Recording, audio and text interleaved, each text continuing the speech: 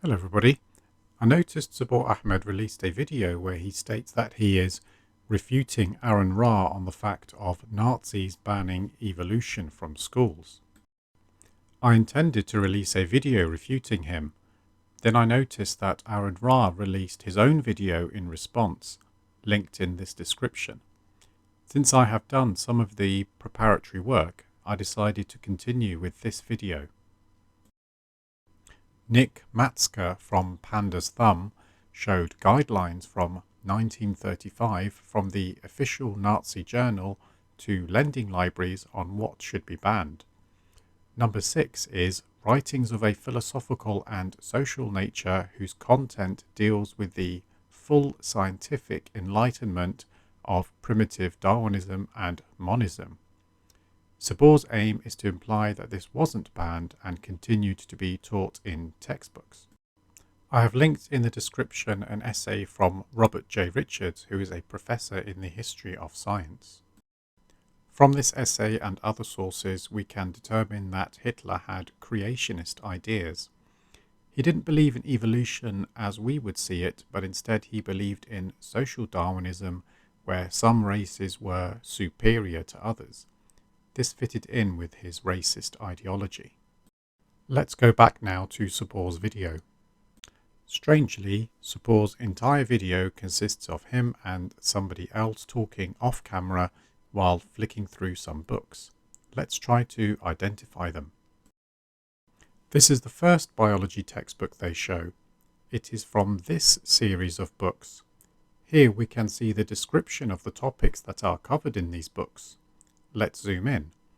They clearly show that they teach the Nazi social Darwinism and not the correct evolutionary biology. Let's look at the authors of this book, Mayer and Zimmermann. You won't be surprised to find out that Erich Mayer was a Nazi racial theorist, as was Carl Zimmermann. So when you said this to me just about a minute ago, that when Aron Ra said, "Oh, they're not, Nazis didn't teach, evolution; they banned it." Yeah. Your reply is, "Well, here's all the history books." Yeah, because loads of test.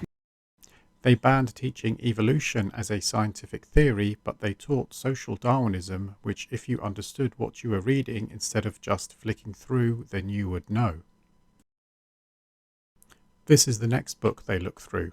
It is written by Leopold Trinkwalter. This is the description of the book. Translating it into English shows that it covers topics of racial science and racial studies, so it is similar to the previous book they looked at. Here is the next book they look at. It also covers racial studies and biology from a Nazi perspective, similar to the other books. Let's look at the author, Jakob Graf. He was a biologist and racial researcher who wrote on racial theory, similar to Hitler's views. This is the next book they show. It is written by Hans Weinert. He also believed in and wrote according to the Nazi ideology of racial science. Anthropologists and all that kind of stuff at the time. So a lot of the illustrations that they use in these textbooks was from him. So according to him, in fact, he was quite popular with the idea that we and chimps are close. Let's see. There was a tree of life here somewhere. So a lot of people at the time, see, the idea that we are closer to chimps wasn't popular. He made it popular there. There we go. Yeah, he made it popular that we are closer to the chimpanzee. And in one of the books, it was showing the different types of humans as well. So it's not just yes. It's the they're very clear about all these things.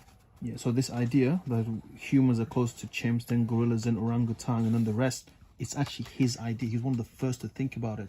And so when you open the modern textbooks, it's from him. That is completely wrong. The first person to link humans and other apes was Carl Linnaeus, a Swedish taxonomist in the 18th century. This shows how little these two really understand what they're reading. The final book they look at is Hitler's Religion, written by Richard Weikart. He's an intelligent design advocate of the Discovery Institute. He wrote the book From Darwin to Hitler. This was funded by the Discovery Institute, and this book was heavily criticised by academics.